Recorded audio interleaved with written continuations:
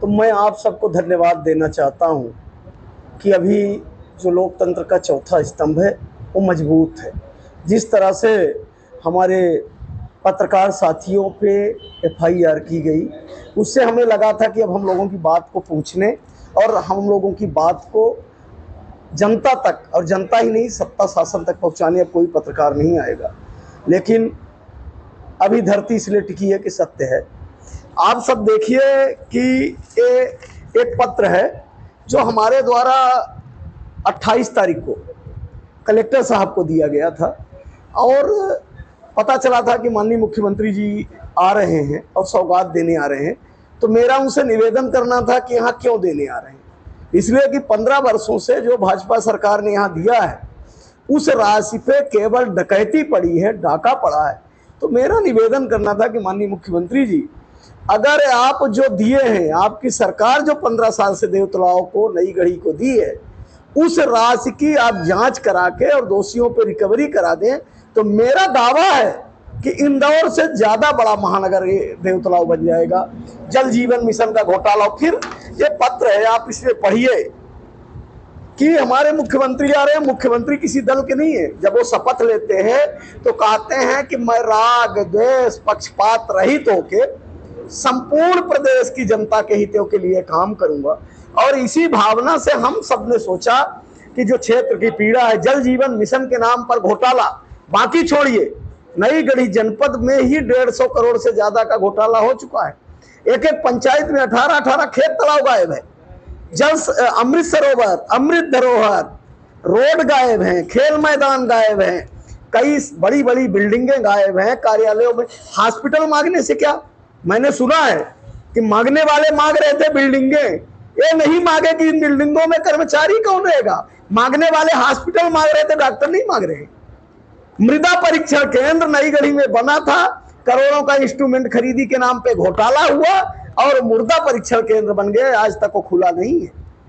बहुती के, जिसमें माननीय मुख्यमंत्री जी जिसको देखने गए थे, उस बहुती के विकास के लिए 15 वर्षों में सरकार ने कई करोड़ रुपए दिए, लेकिन जो जिम्मेवार थे हिस्सेदार बन गए और विकास को खा गए। तो ये जो मांग पत्र है, आप सबको मैं चाहता हूं कि दिखाएं। दूसरा मेरा एक निवेदन है कि आखिर किसको डर है। जो जनता है, जिस जनता के वोट से माननीय मुख्यमंत्री जी जीते, सांसद विधायक जी जीते, उनसे मिलने से डर। एक तरफ आपने देखा कि ये आयोजन भी, इस तरह के आयोजन बहुत बड़े घोटाले को जन्म देते हैं। अभी आप सबने देखा कि प्रहलाद पटेल जी के आधे घंटे के कार्यक्रम में 14 लाख का मऊगंज में भ्रष्टाचार हुआ है, ये भी होगा। लेकिन एक तरफ जनता की नुमाइश के लिए हजारों बसें लगा दी जाती है, पूड़ी के पैकेट बनाए जाते हैं, लड्डू दिए जाते हैं। क्या जनता नुमाइश की चीज है? ताली बजवाने के लिए लोगों को ढोया जाता है। और एक तरफ वही जनता जब अपनी पीड़ा, बहुती में जो दो आज इन विपरीत परिस्थितियों में आप सबने देखा कि सुबह 5 बजे हमारे घर में 20 की संख्या में पुलिस, वैसे थानों में पुलिस नहीं है, चोरी हो जाए तो पुलिस नहीं है, लेकिन जनता की बात मुखिया तक न पहुंच जाए उस लिए पुलिस और प्रशासन पर दबाव डाल के भ्रष्टाचार के गिरोह के सरगना ने हमें गिरफ्तार कराया। पर मैं आपके माध्यम से देवतुल्य जो जनता, देवतुल्य जो क्रांतिकारी है, जो जिंदा है, जिनके मन में जज्बात है, जो बहुत ही पहुंचे बगैर डरे बगैर रुके। ये अलग बात है कि इतनी व्यवस्था की गई कि मुख्यमंत्री को उनसे दूर किया गया, उस जनता से मुख्यमंत्री को दूर किया गया जिस जनता ने मुख्यमंत्री को चुना।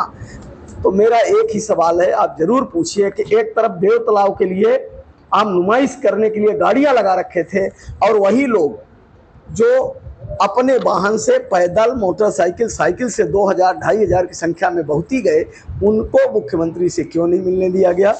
और इसमें मैंने कहीं नहीं लिखा है कि मैं काला झंडा दिखाऊंगा, मैंने कहीं नहीं लिखा कि मुर्दाबाद बुलाऊंगा। हमने भी कहा कि हम लोगों के मुख्यमंत्री आ रहे हैं, हम भी स्वागत करेंगे, लेकिन भ्रष्टाचार करने के लिए पैसा मत दिया जाए। जो पूर्व में पैसा दिया गया उस भ्रष्टाचार की जांच हो। शिवराजपुर केवल एक गांव है, उसमें कई करोड़ रुपए जल जीवन के नाम एक का करा दे। तो ये जनता की आवाज को दबाने का, जनता और प्रशासन के बीच की जो कड़ी थी, लोकतंत्र की कड़ी, आप जैसे पत्रकार जो वास्तव में अभी लोकतंत्र को जिंदा रखे हैं।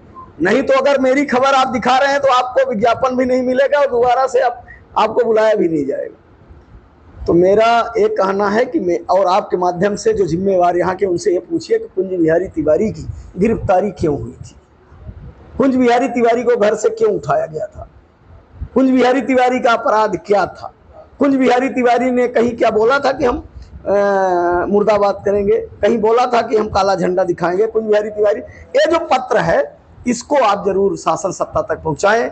एक बार फिर से आप जैसे लोकतंत्र के प्रहरियों को प्रणाम करता हूं। जय हिंद, जय भारत, जय अगस्त।